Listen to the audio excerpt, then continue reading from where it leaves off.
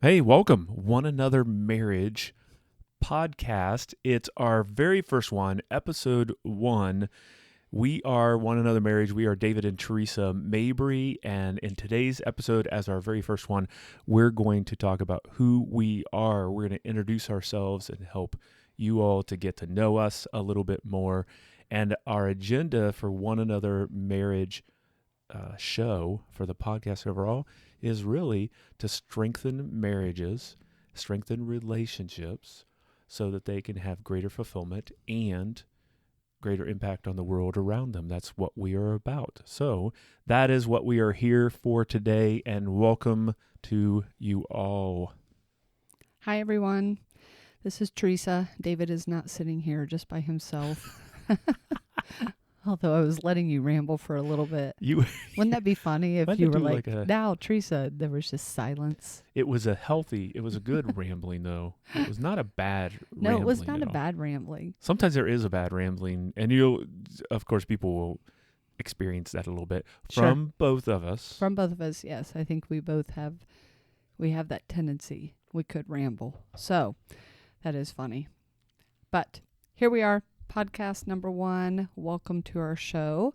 That's right. We are David and Theresa Mabry. Like we said, we have been married 27 years, coming up on 28 here in June. And we're just going to unpack a little bit about who we are. For those of you that think you know us, you may find out something new. And and hopefully you and I don't find out anything new. I think we know each other pretty well. Wouldn't that be amazing is if we discovered new things about ourselves wow. And you'll hear if everybody hears like a break and it's like something sounds like it definitely is edited. So it's like, hey, there's something I want to share. And then I click. So anyhow, folks, Right. that means that David and Theresa edited out Theresa going, what? Why have you never shared that with me before? Surprise, surprise. Shout out to Gomer Pyle. Anybody that is a Gomer Pyle fan. Man, that just showed some age We just dated ourselves a little bit. We did. But, hopefully dating ourselves, it's helped some of the youngins out there to be able to be introduced to Gomer Pyle. So if anyone, and I'm sure there's a YouTube video on it somewhere. Oh my gosh, there's a YouTube video on everything. There is. So anyhow, we quick to us though, to who we are, David and Theresa Mabry. We run One Another Relationships, which under One Another Relationships, we do One Another Marriage. Don't be confused, but the idea then is we've done this we've actually worked with marriages a while, which we'll talk about that here in a little bit. But for One Another Marriage intently since 2018, we've really kind of launched out more fully. We created in 2008. Yes. We launched out more purposefully 2018. Yeah. And of course, I just jumped ahead of our direction. You did. But so stick to the script, meantime, bub. David and Theresa Mabry have been married, as Theresa said, 27 years. Okay. And I remember back in the day when we met. Right. So back to dating ourselves. We're actually going to go back now and talk about dating. Which, by the way, I have to say this. This is a random thought. This is not supposed to come right now. No. It's okay. This is actually, I have nowhere on our agenda for this, so I had to say it now. Okay. Welcome to our One Another couples, because I know that absolutely. You may be listening right now and you've just discovered us, kind of like, hey, there's a marriage podcast. I think I'm going to jump, or someone has recommended it, or you maybe you just got to. But we have a collective group of One Another couples out there, is what we call it. That's our tribe. That's our group. Those are our peeps, and you've been catching us on Facebook Live, YouTube. You've seen our YouTube videos. You've seen us speak at conferences. You've gotten to know us in even a coaching setting. Sure. We love you guys, and welcome to you all. A special shout out to those that actually are tuning in, because you're like, we know David and Theresa, and we know One Another Marriage. And so some of you have heard these stories that we're about to tell, but we want to bring everyone up to speed on those stories. So there's your little shout out. Shout out. Okay. So. Thank you, Theresa. Shout out. Shout. So how we met. Yep. We have to go back in time. We're going back to the fall of 1989. Mm-hmm. Okay. And we were introduced by my roommate at college. All right. The college that we were both attending at that time was Malone University in Canton, Ohio. Put your hand over your heart for Malone University. Excuse me. So I had went home for the weekend. It was Labor Day weekend, and I had returned, and my roommate called the phone in our room at that time. We still had landlines. Okay. That's amazing. So amazing. So the phone rang. I answer it. It's Lori. Lori's over at the guys' dorm on the outside of the dorm. She's like, Tree. That was my nickname. Tree. There you go. Fun fact. That's a fun fact that everyone, that even one other couples don't know that. Absolutely. Teresa's nickname, one of her primary nicknames in life was Tree. In fact, Yes. your mom still calls you Tree. She does. Shout out to Joyce as you listen to this, Joyce. And people that are fellow Malone alums, they also know Always me as Tree. Tree. Always Tree. There were a lot of people on campus that did not even realize my full name was Theresa. So, Well, Tree. and just a And little. maybe they thought my parents hated me. They named me after an object, Tree. An object. I don't know. Look, Tree. But actually, of course, the name is Theresa. Tree is short for that, but also because those that don't know, Theresa Tree is pretty tall. Yes, I am tall. And I played basketball at Malone. Mm-hmm. So I played basketball and I ran track. And my basketball coach is actually the one who started the name of Tree because Theresa was sometimes too much to say, very quickly like to yell out. Mm-hmm. So if they yelled Tree, then that was quick and easy. And when you're the center, you're a center, or On the team, you are exactly. They call you Tree, Right. Because hey, that's a tree on the inside getting the ball. So technically, I am a year older than David, and so I had been at Malone for a whole year. So I'm in my sophomore year. David's coming in his freshman year, so my roommate and I, she calls, says, Tree, I have a guy here that you need to talk to. He grew up in your area. And at that time, there were a lot of people at Malone that lived within an hour radius of Canton, where David and I grew up in the state of Ohio.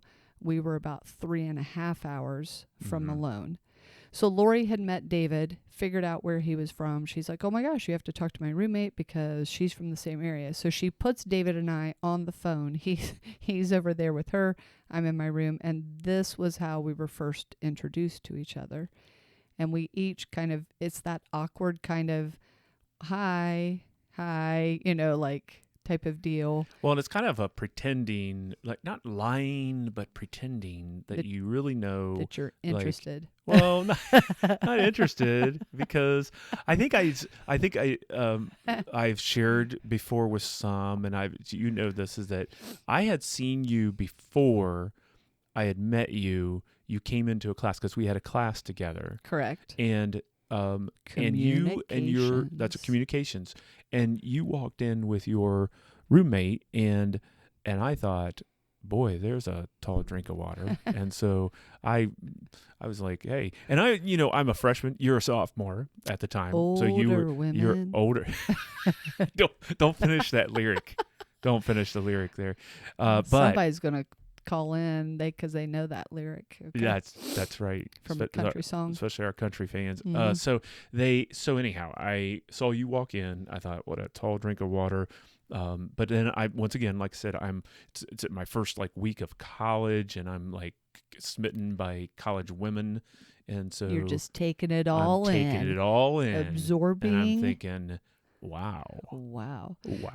And then Labor Day weekend, because Lori, I was gone, so she would hang out. A lot of times she hung out with the guys, a lot of times, and that was how you got introduced to Lori.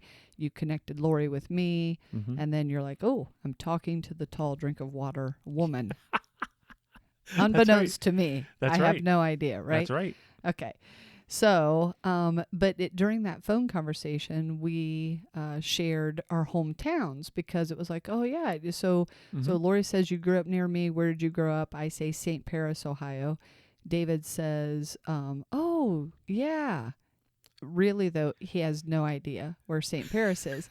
I say, so where did you grow up? He tells me, where I grew up mhm, at West Mansfield, Ohio, right? Ohio. And I go, oh, yeah, I have no idea where West Mansfield is. Yeah. I'm like, I know Mansfield, but I'm like, where is West Mansfield? And in my brain, I'm like, Mansfield, Ohio, and where I grew up aren't anywhere near each other. They're not near one another. So we're kind of faking that we really know each other's hometowns. Until, yes, we say something about where we went to school. Mm-hmm. And at that point, it clicks because I said, well, I went to Graham. And I said I went to Ben Logan, And high school. Instantly knew. Yeah, so we played one another in sports. Our schools did. We weren't in the same conference, but we did play non-conference games against one another. But we were in neighboring counties. Yeah, yeah. So we obviously then, once we said our schools, it was like, oh, yeah, okay, now I know where you're at. But unless you had literally driven over to my little community, St. Paris, or David's community of West Mansfield, we were not as familiar with that. But definitely we knew each other's high schools. And then it was like, okay, yeah, Lori actually, she did realize that we were in the same vicinity. And so we talked for just a few minutes, hung up the phone. That was it. Mm-hmm. Okay. And then, but we, because of our familiarity with area, so really we grew up near one another, and we may have seen one another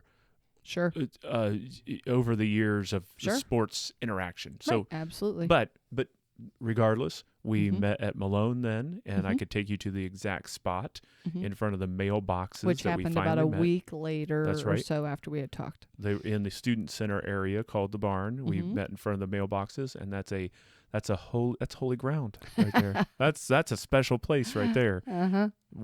So that's where we met, and I do remember distinctly meeting Theresa there. And then it was not in person. That's what you're meaning to say. Yeah. So the question is was it love at first sight? No, it wasn't. It wasn't repulsion at first sight. No, it wasn't repulsion at first sight, but it was kind of like, oh, okay, so you're the guy. You're the guy that I talked to. Okay. And of course, David, like he said, he had already spotted me. Then he's talked with me. He's watched from afar. And then he happened to be down in the barn, and Lori and I are heading in to check mail. And this was the first kind of like connection of who this guy actually was. From that point, then we started to run into each other a little bit more, have conversation. We would eat together in the cafeteria. You'd come over if Lori and I were sitting together, or we would join, sometimes your area. We ended up in the same vicinity. And we became friends. Yes. That's the big takeaway, is that we really did build this friendship early on. But it was interesting because a lot of people would say to us, hey, did you guys want to date? Wasn't there a little pressure? Didn't you feel some pressure from some that we would date? And then eventually, and some of these stories we probably need to save for a later podcast, but eventually we'll cut to the chase on this one, and that is who asked who out first. Oh, we're going there? All right. I was just, I think we'll tell that full story later, but boy, who did the asking? Okay, well, I looked at you finally on one night and I said, are you ever going to ask me out? And here's the thing, folks. Those that do not know David Mabry, I just talked about myself in the third person. Those that do not know me may not know that I'm not a shy person, nor am I intimidated too much. So it's not like I was like scared. No.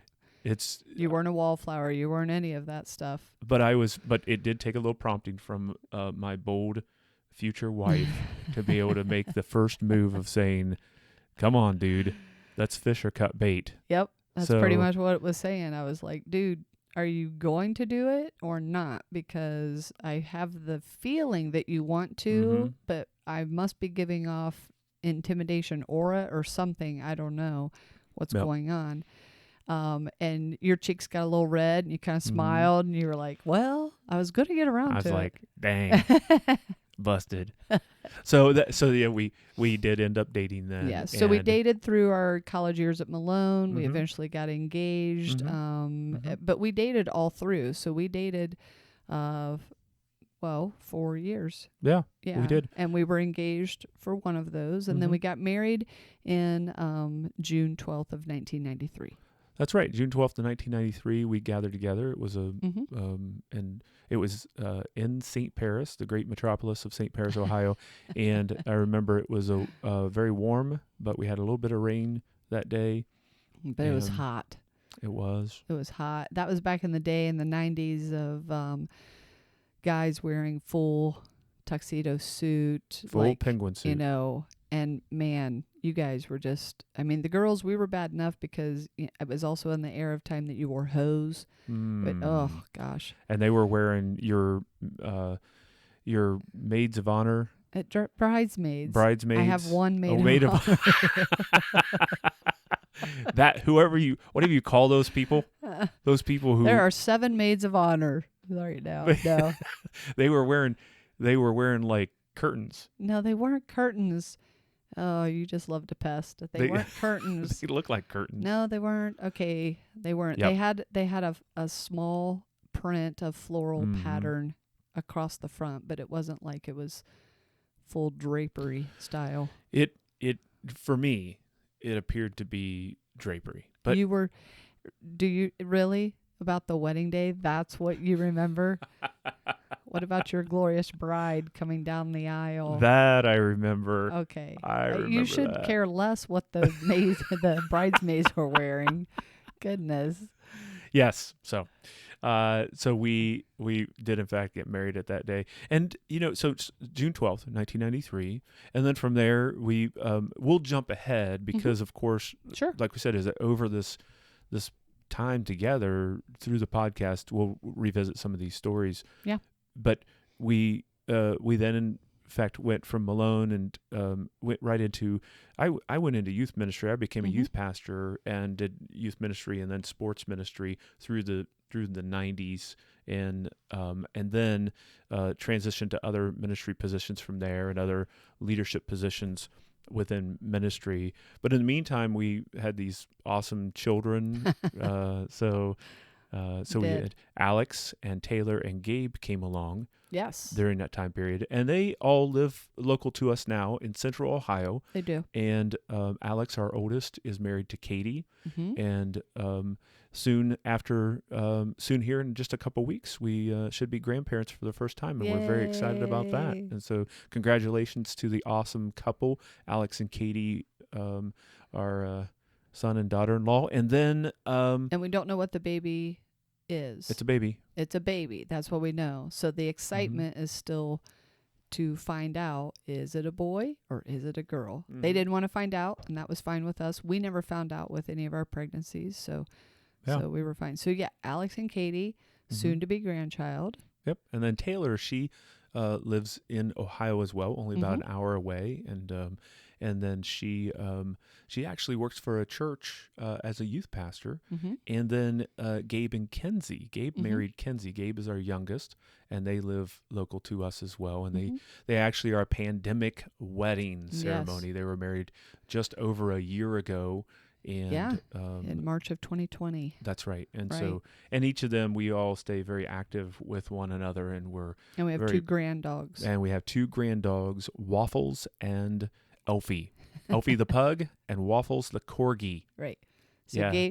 Gabe had Waffles and Kenzie had Elfie. So now that they're married, Waffles and Elfie are brother and sister, and crazy. We just Are they step dogs? I don't know. No, I don't think so. There's no steps. Yeah. Okay. But we just recently had the grand dogs for a few days for Gabe and Kenzie to be able to celebrate their 1-year anniversary. So they are a lot of fun. Yeah, they are. They're a joy to have, and so our family. So we have 2 sons, 1 daughter, Alex, Taylor, Gabe, 2 daughter-in-laws, soon to be grandchild, and 2 grand dogs. So everybody's out of the house, and we are in an empty nesting phase. Yep.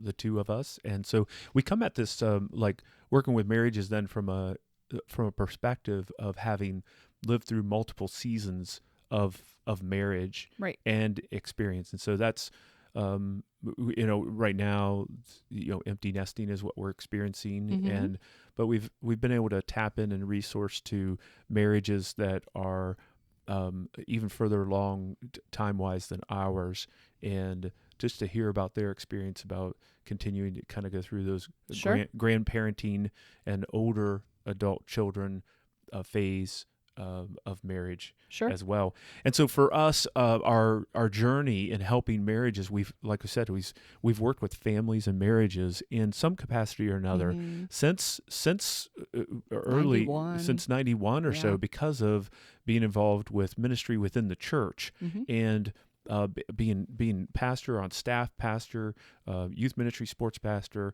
and then I went and worked for an organization called the Fellowship of Christian Athletes, which some of you may be familiar with, and I served as an area director for FCA, and we are based still here in Ohio, where we're located, born, raised, and continue to live. We've never lived out of the state, have we?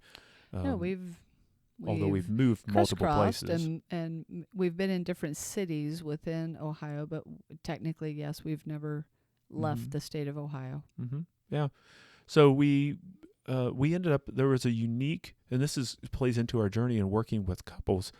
We were with Fellowship of Christian Athletes, and that time ended, and we were kind of looking at next steps, and we really saw an open door, an opportunity with an organization, and shout out to what was formerly known as the Marriage Resource Center when I went and took a position, and Theresa and I began working with this organization. So for a couple of years, we worked with Marriage Resource Center, which today is known as Encompass Connection Center, Right. which is in Springfield, Ohio. Mm-hmm. Shout out to Encompass Connection Center with Laverne and Rhonda Nisley. We encourage you to look them up, look up their information. They're fabulous people, and they have a program particularly called Rings, which we have Mm-hmm. taught before, which impacts so many couples. So if you're looking for a wonderful program to be part of, the Rings program, and you can look at Encompass Connection Center, look that up as well, and find that information. But we were there for a couple years. Right. So we were there in 2006 Mm-hmm. to 2008. A lot of our training and introduction Yeah, all of that. to being kind of thrown in the deep end of Sure. marriage work. And so we didn't expect early in our married life that we would work with marriages No. specifically and kind of exclusively. Right. We wanted to impact families. Right. And what happened is that being led to work with Marriage Resource Center at the time, helping equip and strengthen marriages, really opened up a door and a thought with, like, okay, so working with teenagers, we'd see some of the challenges that happen with teens, and we thought, man, so much of what we faced with teenagers and ministering there and Mm-hmm. and working with teens, pastoring teens, so much of that was influenced by mom and dad's marriage not being so strong, Mm-hmm. and so it really did make sense to us to go upstream Mm-hmm. a lot more and work with marriages, especially at early marriage preparation, marriage strengthening throughout, that would influence children particularly. Right. So we really saw that going on as we began our journey, and as we would say, how God has led us in through this journey of marriage work Right. that we do, marriage ministry and marriage work. Well, and I think to be fair, you were the one who had the full-time job with, at that time, Marriage Resource Center in 2006. And while you were the one that would always have the full-time occupation within the church setting, or like when you took Fellowship of Christian Athletes, I was the support role behind the scenes, but I was busy because we homeschooled our kids and I was a stay-at-home mom, so I had that going on as well. And I don't even remember how it happened, but like they were doing the Rings classes, right? And people would would come in, and you began to be involved with Laverne and Rhonda, and they in talking with you, I mean, like, yes, I had met them, but like in talking with you, I don't even know how it came about that I got drafted. And like I remember you came home and you were like, "Hey, what would you think about presenting for these workshops or seminars on this?" And I'm like, "I have no idea what we're doing." And it's like, "Well, all the information is right here. We just have to, read and we learn." And so I kind of got like And to be fair, sucked in. You did go through, like previous to this, as you're kind of setting this up, you did go through some of the same training. We went through, as a couple, we went through some of the experiences together that they offered, right? Yes. And then from that, Yes. then that so happened. Right. In order for you and I had to sit in on and attend one of those workshops, right? And so I had seen their presentation and understood what was happening, but this was a field that totally kind of like blindsided us, I think, and like, or me at least. And so I remember that whole kind of like, what? And like, so, and these workshops were offered like sometimes twice a month, once a month. And so Saturdays began to be a, where I was also involved.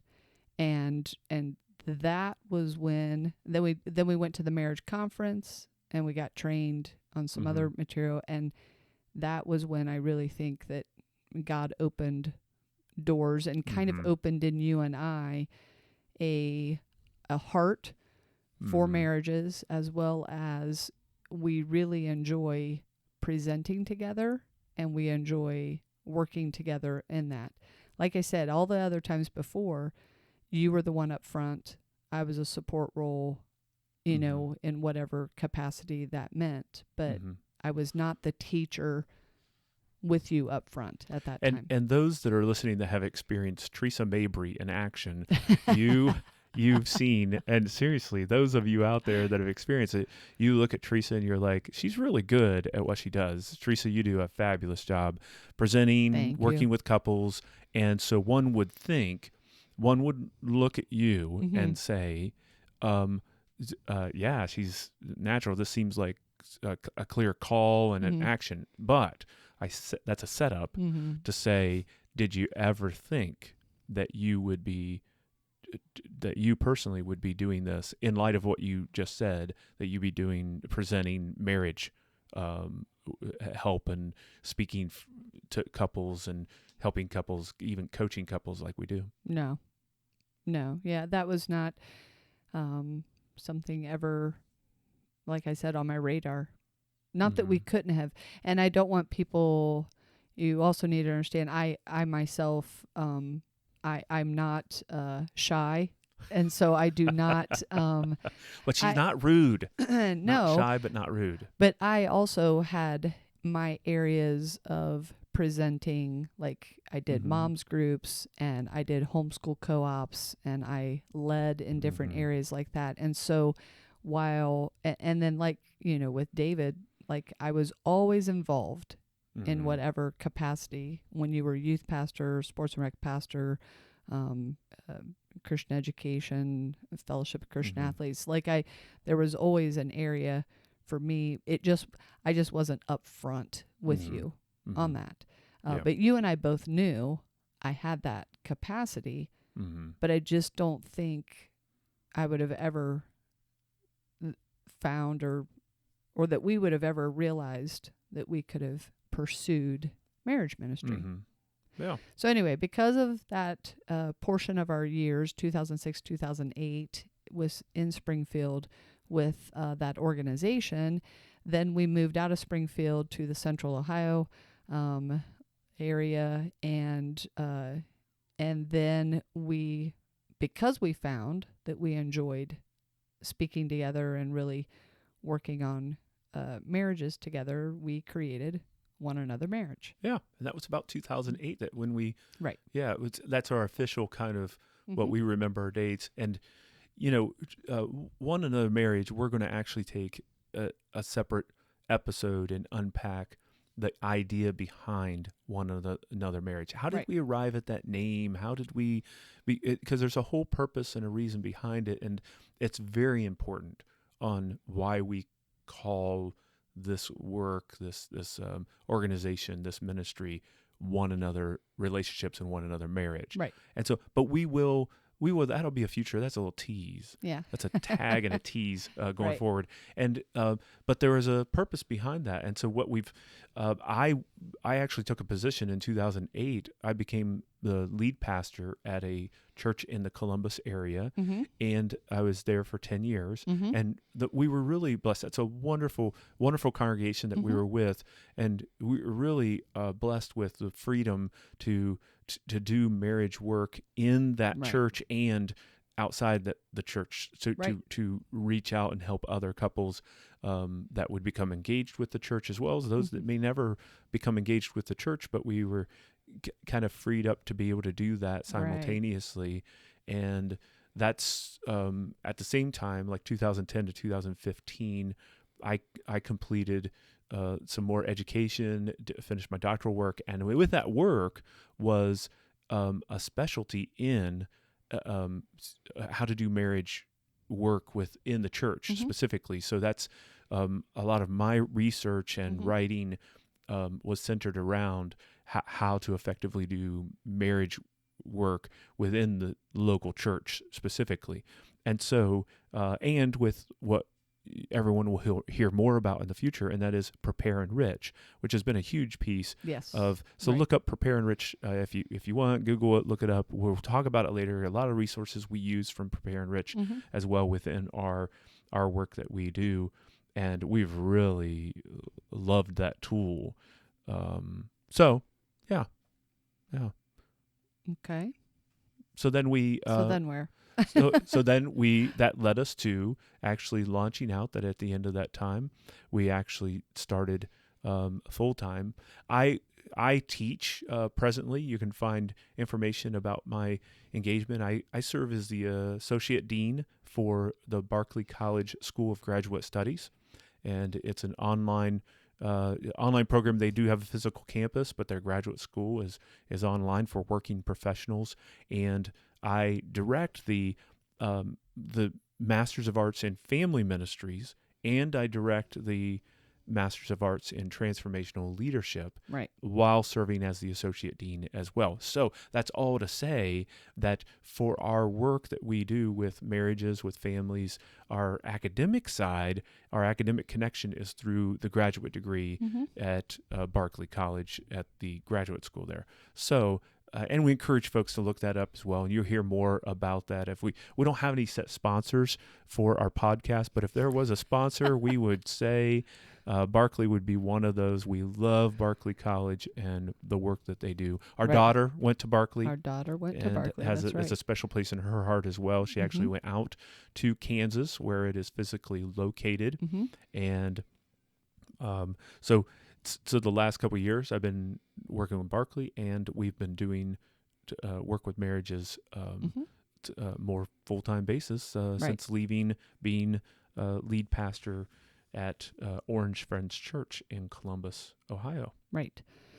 And I finished homeschooling all three of Mhm. our kids. Never thought that I would do that all the way through, but we did. So graduated all three of them, and then I began looking for some part-time employment outside of the house. Mhm. So it's kind of funny because we've had role reversal. David now works within the home because he can set up his office, and he can be the director, be the associate dean of that program from afar. So he's here a lot of times during the day, and I work as a pre-K teacher. And once again, just while we work in marriage and families through the past, I feel like as a pre-K teacher, I also have this new insight and access to these very young families, and some of them have begun to also follow us on our social media platforms, which is great, because if we can impact young families and young marriages early on, it just gives a greater health and stability for the rest of your marriage. So that is kind of what I do as well.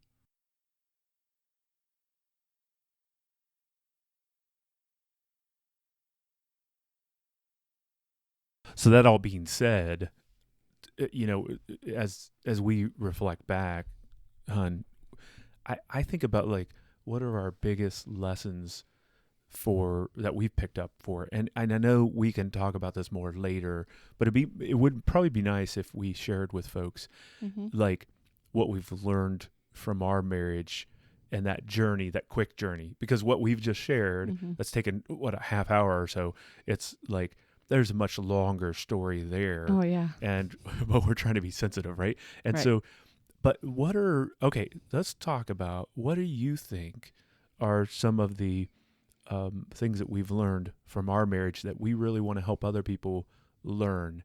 If we were kind of give a Cliff Notes version of that, or there's another. Does anyone know what Cliff Notes are nowadays? Does anyone even know that? I have When no I say idea. Cliff Notes version, what's the comparable? I don't know. You guys, It's probably online somewhere. Everything's online somebody now. needs to. I don't know. That's a good question. Somebody needs to school us. Put in the comments. What are the Cliff Notes? Put in the comments. Maybe let us know what are comparable for Cliff Notes today.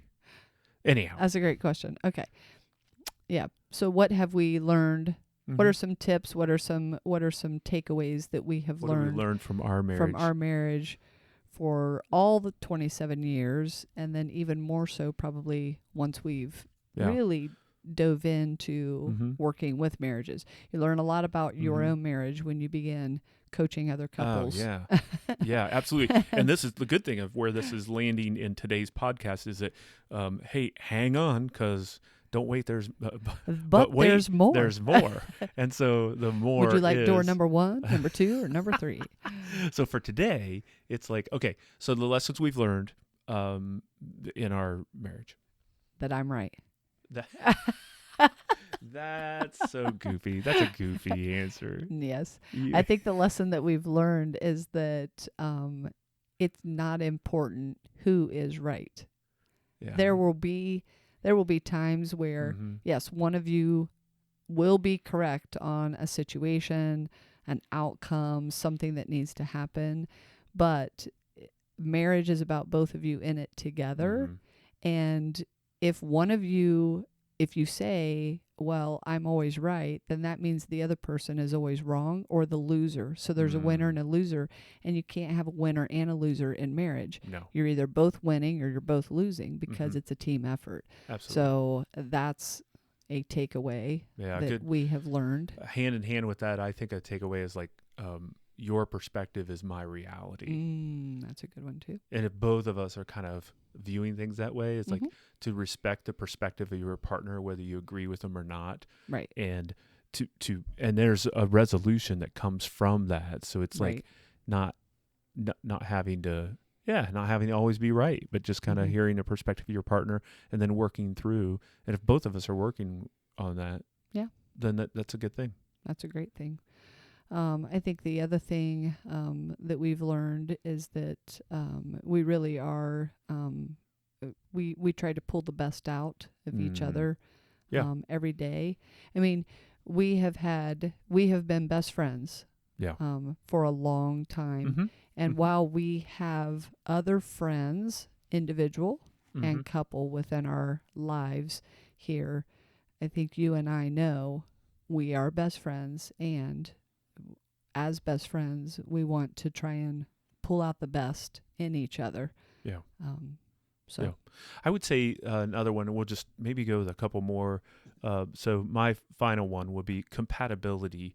I think we've learned and I think we're convinced that compatibility is maybe a more intuitive or natural for some couples. And I think for the two of us, we have this natural compatibility. We connect really well on so many areas, but we also know some couples that are, they're great couples, or they have the potential of being great couples, but they struggle with compatibility on things, and they have to work harder at being compatible. Although it's interesting because a lot of couples, the reason why they end up together is because It's they're compatible. right? But then they unlearn that, or they fall out of compatibility. Right. And so let me connect with that. Selfishness is the enemy Yeah. of that compatibility, and individualism is the enemy Yeah. of marriage Yes. oftentimes. Yes. So, and that sounds like a great podcast right there for the future Yeah. too. That's well, yeah, everything you were just unpacking there, we could definitely do podcast on.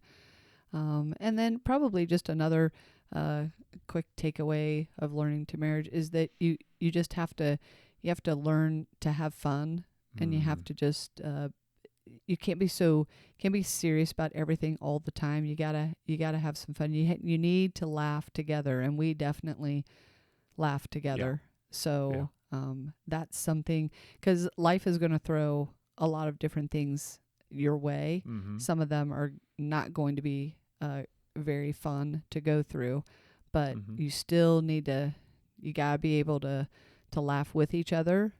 You got to be able to accept laughing at each other, not as ridicule or mocking, but we just, I mean, people are stupid. We do stupid things sometimes, you know, and you got to be able to laugh. And you got to be able to laugh. And laugh at So, yourself. Laugh at yourself. And not take yourself too seriously or be too offended. Right. If there's anyone that you need to feel safe around, it should be your spouse. It's your spouse. And so when you feel safe, you can laugh more or be able to be even laughed at in a lot of ways. So, yeah, that's good stuff. And that sounds like good fodder for future. So come back for more of that. Hey, one another marriage though. Let's for our time together, we kind of wanted to wrap up today by just summarizing, letting everybody know their kind of one another marriage, what this is about, one another relationships, the overarching organization that we have. But when we focus on marriages specifically, what that's about, why we do what we do what we do in order to strengthen as many marriages as possible. Mm-hmm. And we feel like the strengthening gives greater fulfillment for couples, and it allows for them to have greater impact on the world around them. We would say that greater impact on the world around them starts with their own family, their children, and then it goes to their community, their church, their neighborhood, their workplace, their extended family. And so why do we do what we do? We really are convinced that strengthened marriages make a difference. They make a difference in the lives of others. And it's much more fun walking through this journey of life when you have a higher satisfaction level and fulfillment level with your primary relationship, which is your spouse. And so what we do, the primary things that we do are speaking, teaching, encouraging, through whether it's a seminar or whether it's a conference or weekend retreat. We also do a small group format or so speaking, teaching, and relationship education, if you will. Yes. And inspiration. Right. So that's one of the avenues. Right. We coach couples. So that's another avenue. We meet with couples of all different ages and stages, right? So the curriculum, David alluded to it earlier, that we gravitate towards and use consistently and have used consistently now for many years is the Prepare Enrich material. And then we throw in a lot of other tips and tools and skills. We're very skills based. So when we coach couples, when we talk at retreats or do a workshop or a seminar, the job that we see is that we're trying to teach you skills so that you can learn the skill to have a tool in your tool belt and then utilize that on your own. So we try to help you with what goals you have for your marriage and to reach those goals and grow. But primarily we'll deal with a lot of we can deal in coaching couples. We will have everything from premarital to enrichment couples, to crisis couples, and then a remarriage or blended family couples. And then the final major piece, the big rock that we deal with is when it comes to equipping leadership, helping others to help couples. And so we do this through our work with the academy, so the graduate school work, or we also train leaders in the Prepare Enrich material as seminar directors. We help pastors, counselors, social workers, those that are doing relationship education. We train them on how to do what we do on a regular basis. And so we have a training as well. We also consult with that Big Rock. We consult with churches on how to put together a marriage ministry and organizations, how to do marriage work overall. So so that's the summary of our work going forward and what we try to do to impact as many as possible. You can find us, and this is part of the reason we do some of these other avenues, like why we're doing the podcast. You can catch us and some of the work we do on YouTube and also Facebook. Those are our primary areas that we kind of put content out, and you can find our website as well. But those are avenues by which we also have expression of relationship education, inspiring, encouraging couples, training leaders, is we use the format and the tools of YouTube. So you can catch us at One Another Marriage on YouTube. You can catch us One Another Marriage on Facebook. We do a Facebook Live on a regular basis. We do it on Thursday nights, 8 p.m. Eastern Standard Time. We do a Facebook Live, and that's about a half hour kind of quick hit on the topic of the week. Yeah, it's usually just, it's just a quick topic, and by no means can we ever completely dive in to each of those topics, but it was definitely something. The social media platforms came about during this last year of 2020 when everything got shut down, and meeting in person wasn't happening quite as much, so we started to develop a little bit more of a social media platform, and it's worked out quite well. Yeah, absolutely. And so now, this is why we're doing a podcast. That's right. And we would love to hear your feedback on this podcast. And before we kind of do a wrap up we just want to give you a verse of the week. Every week we want to offer you a verse or a quote of the week. And our verse of the week is Proverbs 3, chapter 5 and 6. And it says, "Trust in the Lord with all of your heart and lean not on your own understanding. Acknowledge him in all your ways, and he will make your paths straight." What a great truth for our primary relationship, and that is our marriage, our significant other, and how we can trust God that he has the best for us going forward in our relationship as we work out our relationship. We encourage you to, with this podcast, we encourage you to rate it, comment, give feedback. We would love the feedback. Please take time to rate the podcast, share the podcast with others. Absolutely. And also, like I said, put a comment down, because here's the thing.